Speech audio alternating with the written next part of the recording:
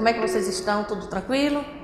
Olha, pedi a vocês que agora, a partir de agora, vocês fiquem atentos ao site do colégio, porque nós vamos estar postando semanalmente o cronograma de atividades, de aulas, os links para vocês entrarem no Zoom.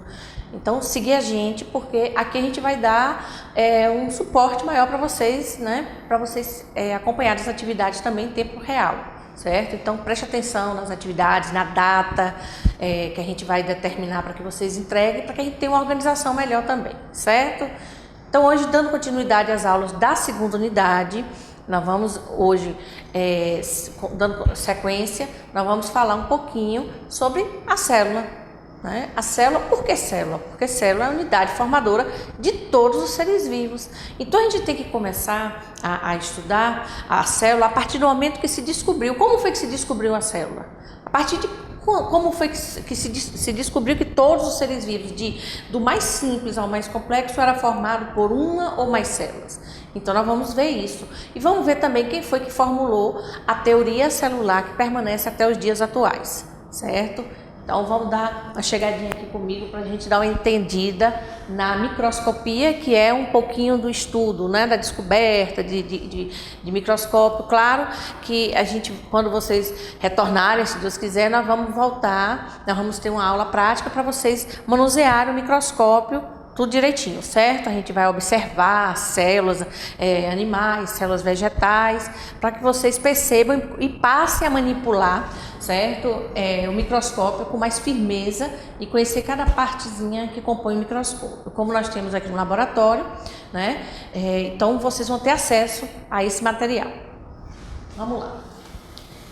Durante muitos séculos, né, ninguém conseguia enxergar seres tão pequenos como os micro-organismos. Então, os primeiros microscópios, eles não eram assim aperfeiçoados como são esses. Esse aqui nem é um microscópio tão, digamos assim, de grande capacidade de resolução, mas já dá para se observar muita coisa com ele. Então, imagine, naquela época, que eles não tinham conhecimento de hoje, como é que eles sabiam que existiam os micro-organismos, como eles chamavam, que eles generalizavam todo indivíduo que era muito pequeno de micro-organismo. Eles visualizavam através de microscópio, que hoje nos parece mais uma luneta. E os primeiros a observarem realmente os objetos com a percepção maior foram os irmãos Janssen, né? Eles observaram, na verdade, uma lente apenas, o que seria o equivalente hoje a gente falar que seria uma luneta, né? Uma microluneta, e eles conseguiram observar a partir daí algumas coisas com um aumento muito superior ao tamanho normal, certo? Esse, teoricamente, foi o primeiro microscópio a ser desenvolvido. Tem também o microscópio de Galileu, né, que também, na verdade, era bem rústico, com lentes mais potentes, por isso que a observação também de objetos era melhor, mas que era bem simples, né?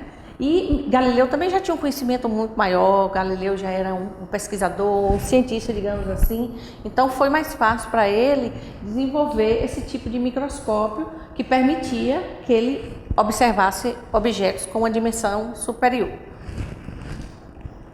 Os primeiros microscópios possuem apenas uma lente, por isso eles são chamados de microscópios simples. Hoje nós já temos microscópios com muitas lentes, né? Os microscópios formados com mais de uma lente, e são os microscópios chamados de compostos. Você observa que o microscópio em 1751, ele já tinha um formato mais modificado, bem mais trabalhoso, mais trabalhado, né, do que os microscópios anteriores que a gente falou aqui, comentou aqui.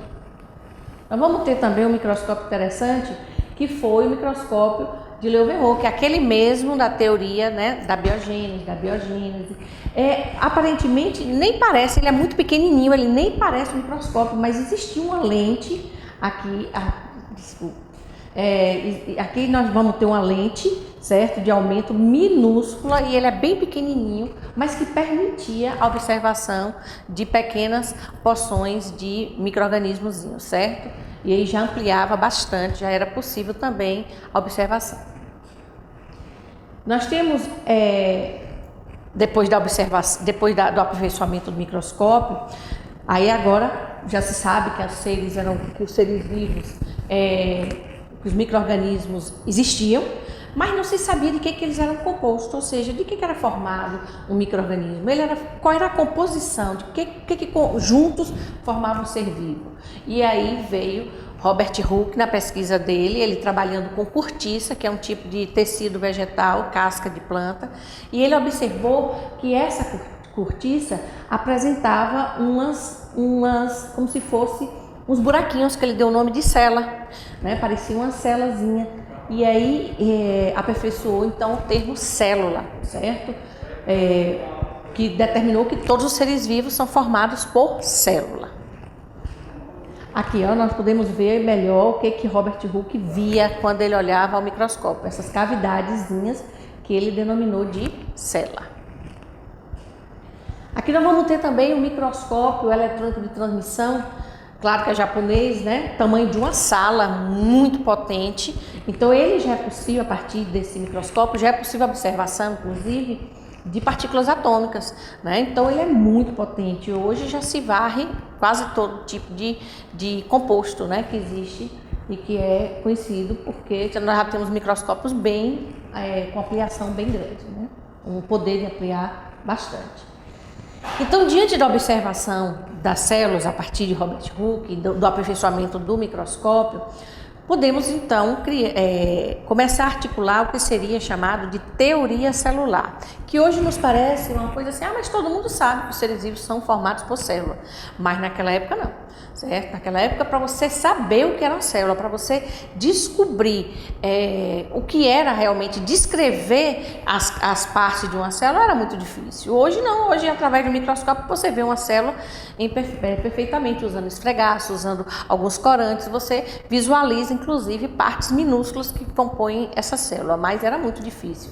Então a teoria celular, né, foi possível com o avanço da microscopia, ou seja, os microscópios foram sendo aperfeiçoados, com isso foi possível a visualização de células menores e mais com a visualização melhor. Cerca de 176 anos das primeiras descrições microscópicas de Hooke, se formulou finalmente a teoria celular. O que nos diz a teoria celular, né? Primeiro, a teoria celular, ela dizia o seguinte: todas as plantas são constituídas por célula. Então, planta tudo bem, porque Schleider, ele era um botânico, e aí ele observava células de vegetais. Aí ele descobriu que as plantas eram formadas por células, mas a teoria celular ainda não estava completa. Depois veio Schwann, que já era zoólogo, observando também tecido de animais, descobriu que os animais, assim como os vegetais, também apresentavam célula formando seus tecidos, né? E obviamente seus órgãos. E aí ele complementou a teoria celular. Todos os animais, assim como os vegetais, são constituídos por célula. Mas a teoria celular não estava ainda completa, totalmente formulada, né? E aí veio atualmente a teoria celular, que permanece até hoje, é aquela que diz que todos os organismos são formados por uma ou mais células, mas eles têm que apresentar célula. A célula é a unidade básica que forma a estrutura, né, e funcionamento de todos os seres vivos. Outra parte da teoria celular diz que todas as células provêm de uma outra célula pré-existente, ou seja, todo ser vivo ele precisa de um outro ser vivo que o origina. Ninguém nasce ao acaso, certo? Ninguém é originado da matéria inorgânica como se imaginava, né? Ou da matéria que não é viva como se imaginava a abiogênese. Lembre-se que você já deve ter ouvido falar que na abiogênese se imaginava que o lodo do rio originava peixes, originava crocodilos, originava seres assim, mais complexos. O suor do nosso couro cabeludo originava os piolhos. Hoje a gente sabe que não, que para originar um ser vivo tem que ter outro ser vivo que o origina. A teoria celular nos diz isso. Todas as células são provenientes de uma outra célula que já existia. E finalmente, a célula é a unidade de reprodução, de desenvolvimento e de hereditariedade dos seres vivos. É a célula que guarda essa bagagem, essa mensagem genética para a formação de um novo ser vivo, sempre mantendo a mesma forma, mantendo as mesmas características daquela espécie. Então, hoje nos parece besteira a descoberta da teoria celular, mas foi à base de muito estudo, foram cientistas que precisaram se dedicar bastante para descobrir tudo isso que hoje a gente vê e que fala. Só que tem um detalhe na teoria celular. Quando a gente fala assim, todo ser vivo é formado por célula, vem logo à cabeça uma coisa, e os vírus, né? E os vírus. E nós vamos ter aqui também, vamos falar nele na instante. Toda célula tem origem numa célula pré-existente, foi um patologista que descobriu isso aí. Então, como é que a gente vai, se todo ser vivo é formado por célula e vírus, certo? Então, nós vamos falar aí por que vírus pode ser ou não considerado ser vivo. A vida inicia com uma célula, claro, a célula ovo, né, que vai originar todo um ser. Nós estamos falando aqui de animal, no caso de planta também vai ter fecundação, e por isso que a célula é a unidade básica que forma e que origina e que reproduz todos os seres vivos, seja ele animal, seja ele um vegetal, certo? As bactérias têm um método de reprodução diferenciado, mas nós vamos ter aí os protozoários, né, também que se reproduzem, então todos eles formados por célula. A célula é comunidade formadora de seres vivos. Um recém-nascido, por exemplo, tem 6 bilhões de células que compõem seu organismo, né? Já um adulto, aproximadamente 10 bilhões de células. E isso é variável, né? Claro, em virtude de tamanho, tudo isso. Mas nós somos um compilado, assim, um conjunto de células muito complexas, com tamanhos variados, com formas variadas, com quantidades variadas, né? Tudo isso formando os diferentes seres que existem na Terra. Nós falamos aqui, mostrando apenas seres vivos, mas em animais também é a mesma coisa. Em animais, em plantas, nós estamos falando também a mesma coisa. É um conjunto de células diferentes para formar o mesmo indivíduo. As plantas não são formadas todas por um tipo apenas de célula. Cada vegetal apresenta diferentes tipos de células, formando seus tecidos que juntos irão formar um vegetal como um todo. E aí chegamos a eles, né? Os vírus. Não vamos nos aprofundar em vírus, porque vocês ainda vão estudar vírus mais adiante. Aqui a gente fala de vírus porque ele é uma exceção à teoria celular, certo? Por que vírus, então, é uma exceção à teoria celular? Porque lembre-se que a teoria celular, basicamente, ela fala que todos os seres vivos são formados por célula. E vírus são seres acelulares ou acelulados. Eles não apresentam célula. Então, durante muito tempo, se imaginava que os vírus não fossem seres vivos. Mas por que existe entre o meio científico essa discordância? Vírus é ou vírus não é ser vivo? Porque, embora o vírus não apresente célula, ele tem capacidade de se reproduzir. E aí essa capacidade de reproduzir que faz com que ele se torne um ser vivo. Porque o que diferencia um ser vivo de um ser não vivo é que o ser vivo, dentre outras coisas, é que o ser vivo tem a capacidade de reprodução, né? Os seres não vivos não apresentam essa capacidade. E vírus, embora não seja formado por célula, como a teoria celular nos diz, ele apresentou essa capacidade, encontrou essa forma, essa alternativa para reproduzir. Então, os vírus não são constituídos por célula, embora dependam das células para se multiplicar. Nós vamos ver como. Os vírus são partículas proteicas que podem infectar células. Os vírus também, né, não são vivos para alguns seres. Nós vamos ver aqui para alguns cientistas, né? Por quê? Porque organismos vivos devem possuir características como a habilidade de importar nutrientes e energia do ambiente, ou seja, ele deve ter um metabolismo. Vírus não tem sistema digestório. Como é que ele vai comer para sobreviver? Os vírus são seres vivos. Por quê? São capazes de se reproduzir. Então existe essa controvérsia. São vivos ou não são vivos? Vamos ver aqui.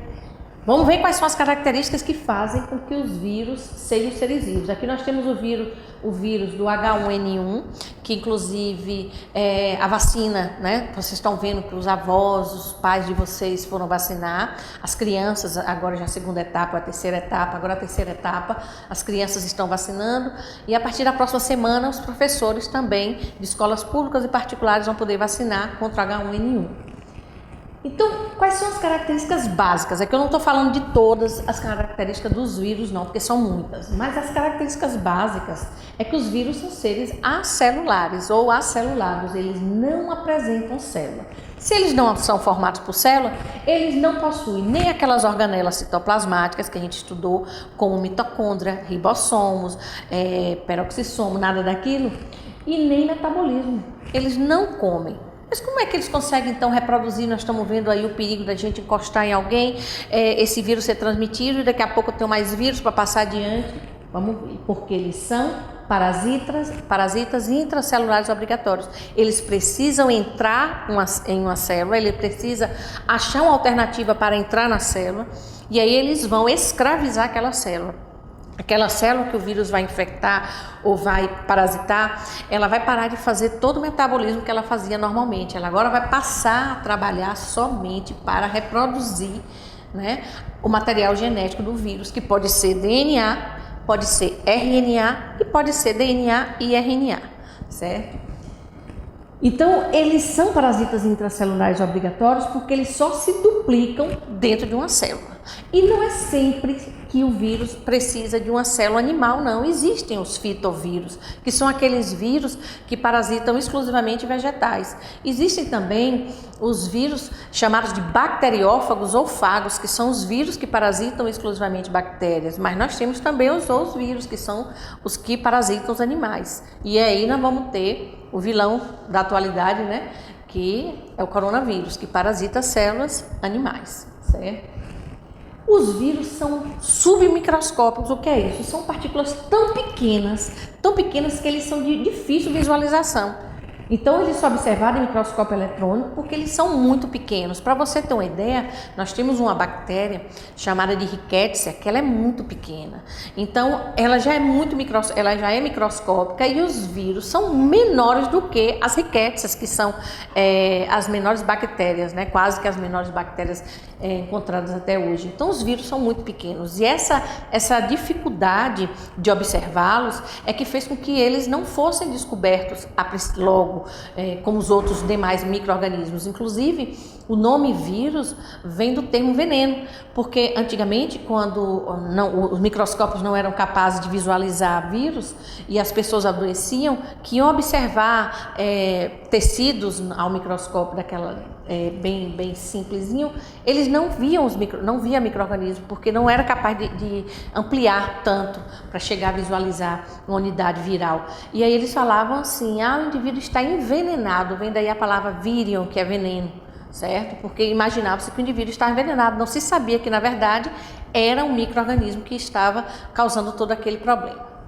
Então, vamos ver por que vírus é ou não um ser vivo. Outra coisa também que é importante a gente saber: todo vírus apresenta um capsídeo. Esse capsídeo é essa cápsulazinha aqui, lipoproteica, ó, formada por lipídio e proteína. Esse capsídeo, essa capinha, é que faz com que o vírus consiga também sobreviver fora do corpo durante um tempo. Todo vírus tem um tempo de sobrevivência fora do corpo, por isso que a gente está vendo que a gente, nesse período de pandemia, a gente tem que chegar com a roupa, quem estava na rua, e não colocar, tirar, bota para lavar, bota para tomar um sol, se você não teve contato com ninguém.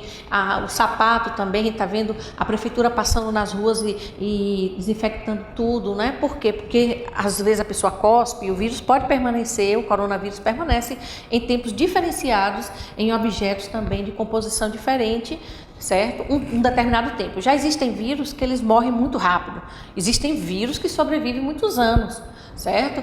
Anos, meses fora do corpo. Mas a maioria dos vírus, eles têm uma sobrevida pequena fora do corpo, fora daquela célula que ele vai parasitar. Quando eu falo anos, os vírus os fitovírus, que são os vírus que parasitam plantas, eles podem sobreviver muito tempo fora da planta, né? No solo, só aguardando o momento de infectar novamente uma outra célula. Nós vamos ter então, vamos ver agora por que essa discussão. E afinal de contas, vírus é um ser vivo ou não é um ser vivo? Aqueles que defendem que os vírus não são seres vivos, eles alegam que todo ser vivo é formado por célula. Vírus são acelulares, não são formados por célula. Outra coisa, todo ser vivo tem que ter um metabolismo. A planta encontrou uma alternativa para comer, que é a fotossíntese. A planta respira, certo? Então ela tem um metabolismo. A bactéria, ela vai também realizar a fermentaçãozinha dela, se ela precisar. Ela vai encontrar uma forma, uma quimiossíntese. Ela tem que encontrar uma forma para obter a energia, a sobrevivência dela. E os vírus não têm metabolismo porque eles não têm mecanismo nenhum celular. Também os vírus necessitam de uma outra célula para a reprodução, certo? Então, quem defende que os vírus não são seres vivos, eles se apegam a essas questões aqui. Se eles necessitam de outra célula para reproduzir, eles são dependentes, então eles não são vivos, certo? Mas quem defende que os vírus são seres vivos, sim, diz o seguinte: tudo bem, vírus não é formado por célula, não tem metabolismo, mas encontrou uma alternativa para se reproduzir. E qual foi a alternativa?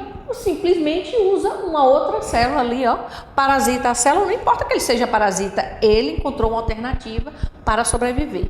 Então, se ele encontrou essa alternativa de sobrevivência, ele passa agora a ser algo que possa se reproduzir. Então, ele passa a ser vivo. E isso é o que faz até hoje vírus.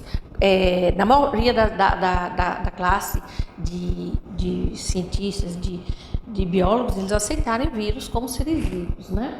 Eles também apresentam material genético, como a gente já falou aqui, que pode ser o DNA, pode ser o RNA, pode ser os dois, o DNA e o RNA. Então, se apresenta material genético, é porque ele tem, digamos assim, algo que possa gerar, né, a hereditariedade. Então, ele é um ser vivo também. E, finalmente, o material genético dos vírus sofre mutação. E aí é que está um perigo muito grande, porque os vírus são altamente mutantes, certo? Eles têm a capacidade de modificar muito rápido às vezes. Então, os cientistas levam tempo pesquisando uma vacina para aquele vírus. Quando descobre, os vírus modificam seu material genético e passam a se comportar de uma outra forma. E aquele trabalho ali vai ter que ser aperfeiçoado, vai levar mais um tempo até que se descubra realmente algo que consiga evitar que ele se propague, certo? Então, os vírus apresentam material genético e a mutação é um termo relacionado com vírus também, que a gente tem que levar em conta, certo? O fato de vírus realizarem mutação, sofrerem mutação. Então, agora que a gente viu que todos os seres vivos são formados por célula, que a célula é a unidade formadora de todos os seres vivos, a gente viu que existe a exceção, que são os vírus. Todo ser vivo é formado por célula, exceto os vírus, que são as celulares, mas que têm metabolismo. A gente tem que entender o seguinte, que as células, elas também evoluíram, certo? Na escala evolutiva, né? Elas também cresceram, ganharam características, né? Absorveram coisas do meio que elas viviam e elas foram evoluindo. E graças a isso nós temos os dois níveis de organização de uma célula. Nós temos dois tipos de células classificadas de acordo com a organização do material genético das células. Elas podem ser consideradas como células procarióticas ou seres procariontes, células eucarióticas ou seres eucariontes, de acordo com o quê? Então, o que uma célula precisa ter para ela ser uma célula procariótica? O que uma célula precisa ter para ela ser uma célula eucariótica? A presença ou não, né, de membrana nuclear, envelope nuclear, conhecido como carioteca. Os seres procariontes, que são aqueles mais simples, certo? Mais primitivos, não tem um núcleo definido. Por que não tem um núcleo definido? Não tem aquela separação entre citoplasma e núcleo. Lembrando que toda célula básica, a gente aprendeu isso desde pequenininho, que a prova botava no quadro, nós tínhamos uma célula básica formada por quê? Membrana, citoplasma e núcleo. Então a gente ficou na cabeça que toda célula era aquilo. Parecendo um ovinho, quando a gente quebra o ovo inteiro. A membrana, o citoplasma, que seria o equivalente à clara, e o núcleo, que seria o equivalente à gema. Mas a célula, ela é muito mais complexa do que membrana, citoplasma e núcleo. Porém, toda célula tem que ter obrigatoriamente a membrana citoplasmática, que delimita, que demarca, que une uma célula a outra. Agora, nem toda célula obrigatoriamente vai ter a membrana interna, que a gente chama de envelope nuclear ou carioteca. As células procarióticas, como nós vamos ver aqui, ela não tem essa membrana que delimita onde termina o núcleo, onde começa o citoplasma. Então, o material genético, que no caso o DNA, o RNA, eles vão estar dispersos, misturados lá no citoplasma. Então, nós vamos ver aqui que as células procarióticas não tem a presença da carioteca, que é a membrana que envolve o núcleo, não possui um núcleo organizado, o DNA fica solto, ele está presente, mas ele está misturado lá com o citoplasma. Possui apenas um tipo de organela, que são os ribossomos que são responsáveis pela síntese proteica, certo? Obrigatoriamente esses seres apresentam proteínas e são organismos unicelulares formados por apenas uma célula. Quem são os seres procariontes? As bactérias. E aí, mais adiante, vocês do 9º ano vão estudar no ensino médio, né? Que bactérias, se todas as bactérias são iguais, não, nós vamos estudar quais são os tipos de bactérias que existem. Existem as cianobactérias também, que nós vamos falar que são bactérias especiais que realizam fotossíntese, mas todas elas são procariontes. Então, quando eu falo, gente, um procarioto ou um procarionte, bactéria, certo? Dentro todas as bactérias, inclusive aquelas que vocês ainda não conhecem, mas elas são procariontes. E quem são os eucariontes, né? Vamos ver aqui. Quem são os eucariontes? São aqueles seres que têm uma estrutura mais complexa do que os procariontes. Por que mais complexa? Porque além de apresentar a carioteca, nós já vamos ter complexo golgiense, flagelo, retículo endoplasmático liso, retículo endoplasmático rugoso. Nós vamos encontrar o lisossomo, responsável pela digestão. Nós vamos encontrar, no caso de células vegetais, parede celular. Nós vamos encontrar o citoesqueleto, ocitocélula, esqueleto celular, mitocôndria gerando energia, o núcleo individualizado, os cloroplastos responsáveis pela fotossíntese, os vacúolos, aí nós vamos ter vários tipos de vacúolo, excretor, digestivo, os centríolos responsáveis pela divisão celular, ribossomos também, porque os ribossomos vão estar presentes em todo tipo de célula, e finalmente nós vamos ter retículo endoplasmático, como eu já disse aqui, rugoso, né, que é chamado de granuloso, ou retículo endoplasmático liso, chamado de agranular. Todos os seres vivos com mais de uma célula são eucariontes. Então, na verdade, o que classifica um ser como eucarionte não é o fato de apresentar mais de uma célula, é o fato de que ele vai apresentar o núcleo separado, individualizado do citoplasma, certo? Aí nós teremos os animais, os fungos e os vegetais como exemplo de seres eucariontes. Vou voltar aqui para a gente ver um pouquinho de uma bactéria, para a gente ver a estrutura desse núcleo da bactéria, certo? Nós vamos ver que o material genético da bactéria, ela vai estar aqui presente. Inclusive, a bactéria apresenta um material genético chamado de plasmídio, que é como se fosse um pneu de socorro da bactéria. Esse plasmídio é um DNA extra e que hoje é muito utilizado na engenharia genética, certo? A gente pode fazer manipulação de bactéria utilizando esse material genético aqui, conhecido como plasmídio. Aqui nós vamos ter um flagelo responsável pela locomoção das bactérias. Aqui não apresenta, aqui dá para a gente ver um pouquinho que são as fímbrias também responsáveis pela locomoção, pela absorção, uma bactéria aderir a outra. Nós vamos ter ribossomos, que são esses órgãos aparentemente arredondados, tudo isso compondo uma bactéria. Porém, não tem nada que individualize o núcleo. Olha como o material genético, o DNA e o RNA, eles vão estar misturados ao citoplasma, certo? Não está individualizado, né? Você encontra em todos os lugares. Já nos eucarióticos, não. Uma célula eucariótica, ela pode ser animal ou vegetal. E a célula eucariótica vegetal, ela vai ter organelas diferentes da célula animal.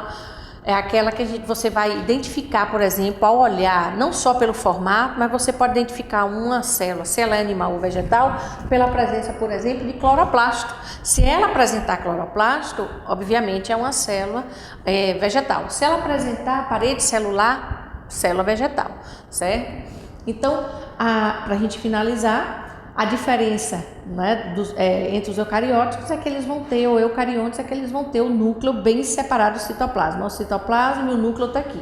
Não precisa que o núcleo seja central, não precisa que o núcleo seja apenas um. Nós vamos estudar também que existem células que apresentam mais de um núcleo e que obrigatoriamente esse núcleo não precisa ser central. Inclusive na célula vegetal, o núcleo ele não é central, ele é empurrado, certo? Para a parte, digamos assim, da extremidade da célula, quase perto aqui do que a gente chama de parede celular, que é essa estrutura que dá rigidez à célula vegetal.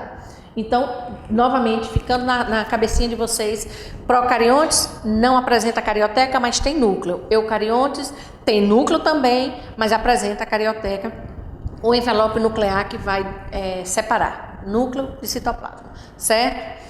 Então, com isso a gente acaba mais um capítulozinho e, se Deus quiser, nós vamos nos encontrar para a gente falar de membrana citoplasmática. Espero vocês no Zoom, certo?